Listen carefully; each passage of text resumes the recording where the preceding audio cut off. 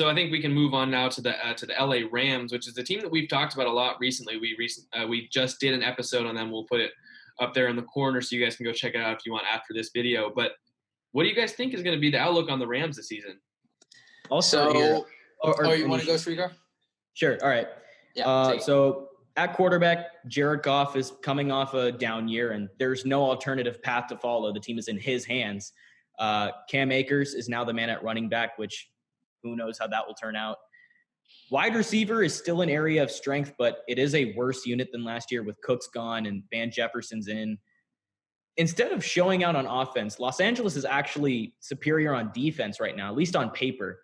And that doesn't necessarily speak to their elite defense, just the clear decline of the offensive unit. Aaron Donald remains the best player on the team, though the entire defensive front is pretty good. The pass rush will have to replace both Fowler and Clay Matthews. Secondary could be good.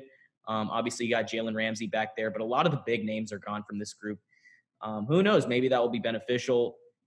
It's like for a few years, the Rams always felt like the premier program in the NFC when it came to offense. I think just in general, and that's just completely gone for me.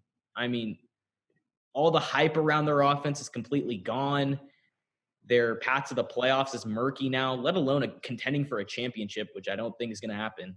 We've seen often how quickly great teams can fall and how fast these unknown teams can rise. But, I mean, we're still kind of shocked when it happens. This was I don't know if I want to go that far yet. I was going to say this was a dynasty in the making. But I think you got to win at least one championship, I think. Exactly. To even have that, yeah. That's why I backtracked. But they had the possibility. I mean, there was a possibility, though. They had the pieces in place. But they were contenders. Yeah. Now I just don't see them as contenders anymore. So I had them at 6-10 and missing the playoffs. You're in the cellar of the NFC West, which isn't – I mean, the cellar of the NFC West is still pretty good considering it's the NFC West. But, I mean, still, it's just disappointing. And when you look at the future and you have to look at their cap situation, it's just a nightmare. I think if I had to make a prediction right now, I think Ramsey's gone. I know that the Rams are going to be trying to re-sign him considering what they gave up for him. But, you know, this team is obviously – or not obviously, but I'd say they're on the decline. And you can go check out the Rams episode if you want. They're on I mean, they go 6-10 in your thing, and they don't even get a first-round pick. Yeah. First-round pick's gone, and now Jacksonville's got – what do you got? Mm-hmm. Like they screwed themselves. They got two on them, yeah. That's why I wasn't a huge fan of the Ramsey move at all. I know a lot of people were kind of riding that hype train, but I just never really liked the Ramsey move. He's a great player, like, don't get me wrong, but what you're giving up for him, it's way too much. And I kind of see parallels with that and the Seahawks trading for Jamal Adams, which we'll get into in a bit with the Seahawks. But it's just, when I look at the Rams, obviously I don't see them making the playoffs, but 6-10, it's just this team is on the decline, and it's crazy to see how far they've fallen. Anish? Jack, you want to take it over? Oh yeah, sure, I'll take it over. I mean, I've got the same record prediction as Shrikar. I think that the Rams, they're the first example I think that we've seen in a while of a team that buys in too much to success. I think that they saw that they were just a little bit away from a Super Bowl the year before. They started to lose some games, and they got desperate. They got very desperate. And then you see the big thing that they did is the Ramsey trade, getting rid of their entire future over the next couple of years to get Jalen Ramsey, who's a great player. I mean, I agree with you, Jerry. He's a great player, but I think that they should have just wrote it out and seen what would have happened instead of giving up, 2 first-round picks for Jalen Ramsey. I think that just they had 2 years of success, and they bought in trying to get to that dynasty that you were talking about and put themselves in cap hell with Goff's contract, Gurley's contract, and then the Ramsey trade. They really screwed themselves over on those ones. So they're on the decline, and it's not like they can get anything in the draft really early in the draft because their draft capital is gone. So I am going 6-10 as well, and I think that, I mean, I don't know if they can really salvage this at all because of the cap space, the cap situation that they're in, and they might do even worse the year after. Well, I think you guys are made some great points. Shriegar, I think the defensive point that you made, I would argue their offense is better because on defense they lost guys. Eric Weddle, Marcus Peters, who immediately became a top 8 corner when he went to the Ravens. We obviously discussed that in our previous episode with discussing the Rams. Dante Fowler's gone. Corey Littleton, a guy that we forgot to mention, he's a stud. So that's another guy that terrible loss for them. So, and while their offense is still kind of stagnant, I mean, they didn't do much last year. Goff had a terrible year under a terrible. I mean, their line played okay, but they also played terrible in key situations. And like I've said, I mean, I don't trust Aaron Donald in big games, and that's funny because I'm talking about a defensive tackle like that. But if you're going to put him in the tier of top 3 player in the NFL, okay, that's how I'm gonna grade you.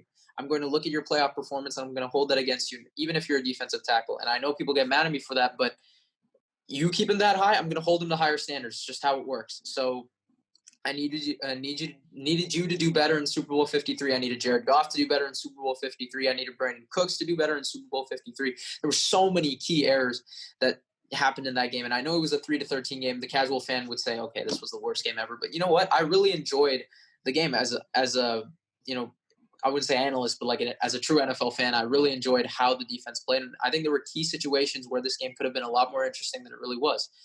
But Aaron Donald not being able to get at Tom Brady during that game-winning drive, Brandon Cooks dropping the pass against Stephon Gilmore. I mean, there were just or I think it was McCourty, but there were just so many plays in that game. And I know I'm referencing that going into this year, and I just think Jackie made a great point about how they got desperate. I mean, you give up 2 first-round picks for a corner that isn't even guaranteed after 2021, I believe. That's just plain desperate. After the Niners had a great start, right?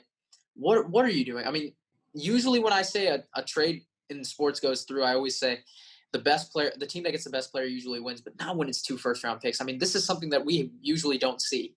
So, I mean, I think it's starting to become a norm in the NFL. Stars want to, go to these big name teams, and we're just seeing it in all types of sports in America. And I think that's causing teams to give up more to get them.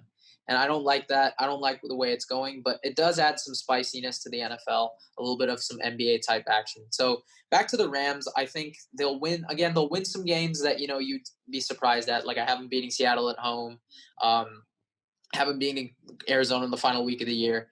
But again, they're just too, how would I say this? I don't trust them. That's literally my inconsistent. Exactly. Inconsistent would probably be the perfect word. So for example, I have them gotten worse.